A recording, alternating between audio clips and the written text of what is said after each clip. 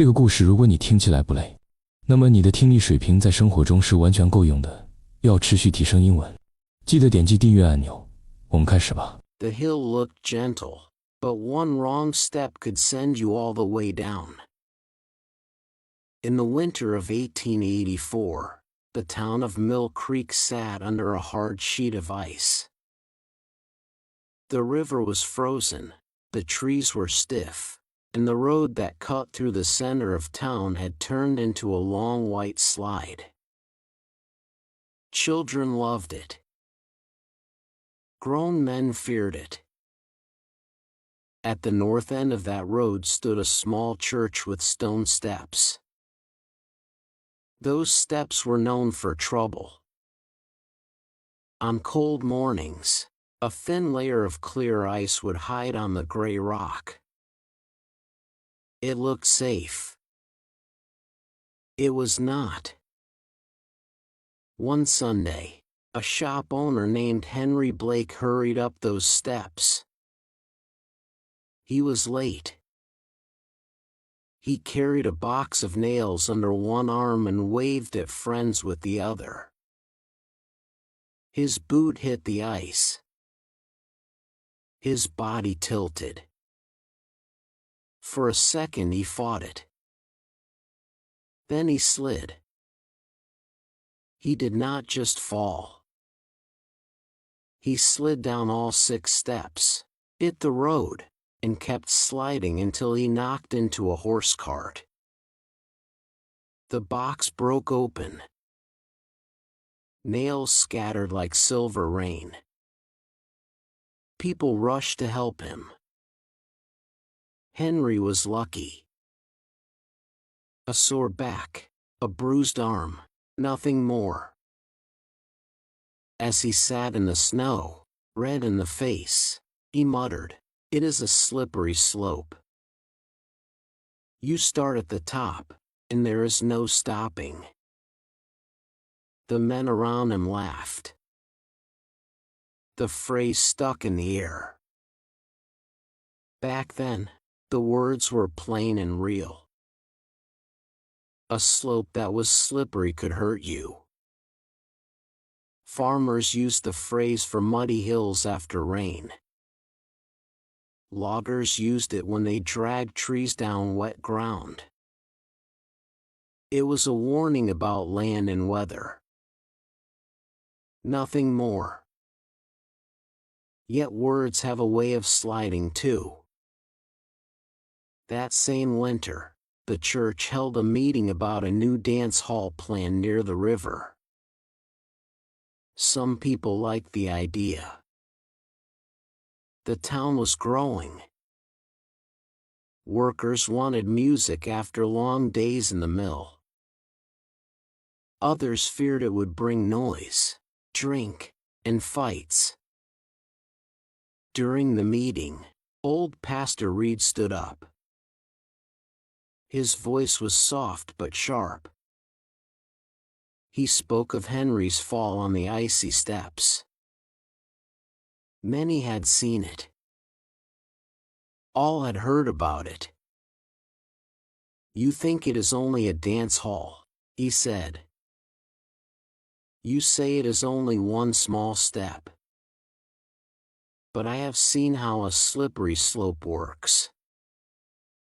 A man takes one step, then he cannot stop." The room grew still. He was no longer talking about ice. He was talking about choices. That night, the phrase took on a new life. It moved from stone steps to human steps. From boots on ice to habits in the heart. The dance hall did open. There were songs and bright lamps. For a while, nothing terrible happened. Then one payday, a fight broke out. A window shattered. A young worker lost a week's pay at the card table and went home angry. His wife stood at their door, baby in her arms, and said nothing. The town began to whisper. The pastor's words were repeated. A slippery slope. Years passed. The phrase traveled beyond Mill Creek. In the early 1900s, newspapers began to use it. A writer in Chicago warned that cutting safety rules in a factory could be a slippery slope. One loose rule leads to another, he wrote. Soon the floor is as slick as ice. In a courtroom in New York, a lawyer argued that allowing one small cheat in a contract would be a slippery slope. The judge tapped his pen. He knew what the lawyer meant. One step. Then another. Then no ground left. The words were simple. A child could understand them. That was their power. Back in Mill Creek, Henry Blake grew older. His shop did well. He told the story of his fall to anyone who would listen. Each time, he made it a bit bigger. In his telling, the ice was thicker, the slide longer, the crash louder. Children sat wide-eyed as he spread his arms to show how far he had traveled. One winter evening, his grandson Sam asked him, "Grandpa, were you scared?" Henry looked at his stiff hands. "Not at the top," he said. "At the top I thought I was in control. The fear came when my feet were gone from under me." Sam remembered that line. When Sam was a teenager, the mill offered him quick money to skip school and work full-time. Many boys did it. The cash felt heavy and good in the pocket. Sam stood outside the mill door one cold morning. He thought of the icy steps. He thought of his grandfather sliding. The nails flying into the air. He could hear his friends calling him inside. "It is just 1 year," they said. "You can go back to school later." Just 1 year. Sam saw the slope in his mind. He saw how easy it would be to take that one step, then another, until books felt far away and the mill whistle ruled his days. He turned around. He went back to school. Not all stories in town ended that way.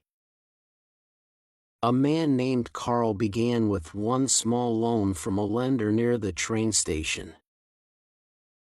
The paper he signed looked harmless. The interest was tiny, they said. Carl missed a payment. The interest grew.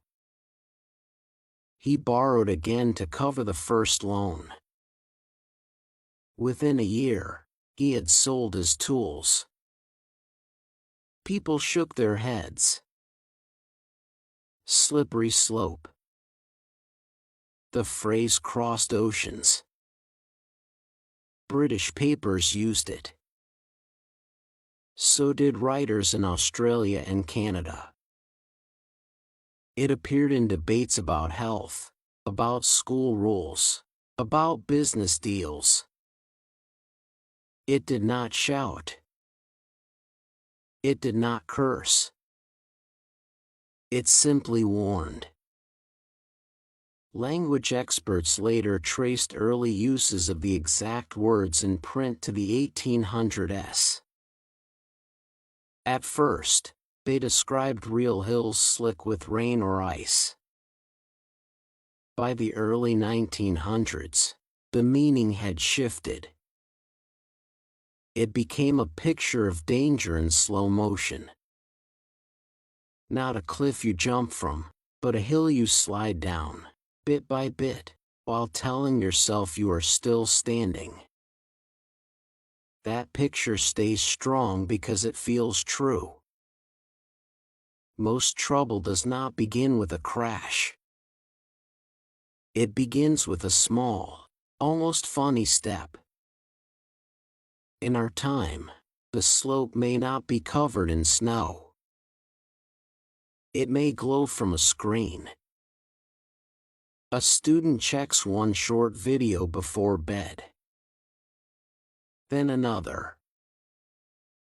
The clock moves. Sleep shrinks. Grades slip.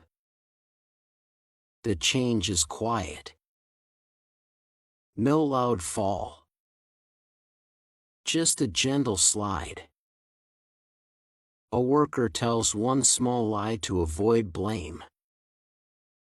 It works. The lie makes things easier. The next lie comes faster. Soon he cannot remember where the truth began. A friend skips one workout. Then 1 week. The body grows heavy. The mirror feels colder. None of these moments feel huge. That is the trick of a slippery slope. It smiles at the top. It whispers that you can stop whenever you want. Henry Blake lived to see cars replace horses in Mill Creek. The road was paved at last. The church steps were roughened to stop ice from forming. The town felt safer. On his final winter, Henry walked slowly past those same steps. A light snow was falling. He pressed his cane into the ground and tested each move. Sam, now a grown man, walked beside him. "Do you still think about that fall?" Sam asked. Henry nodded. "It taught me more than any sermon. The ground does not change in a second. It changes little by little. If you watch your feet, you can choose where to stand." He died that spring. At his funeral, people shared stories. Some spoke of his shop. Some spoke of his laugh. Sam told the tale of the icy steps. The room smiled, then grew quiet. A slippery slope is not only a warning. It is also a choice point. At the top, you still have your balance. You still have your say. You may not live in a town like Mill Creek. You may not walk on frozen stone. Yet each day offers small steps that seem harmless. One click. One word. One skipped task. One quick deal. The hill looks gentle. Your foot is on the edge. The next move is yours. 能以非母语者的身份专注学习到现在，这本身就是很棒的进步。真诚感谢你的观看。如果你觉得本期内容实用，点赞或留言让我知道你的想法，这对我持续创作非常重要。我们下期见。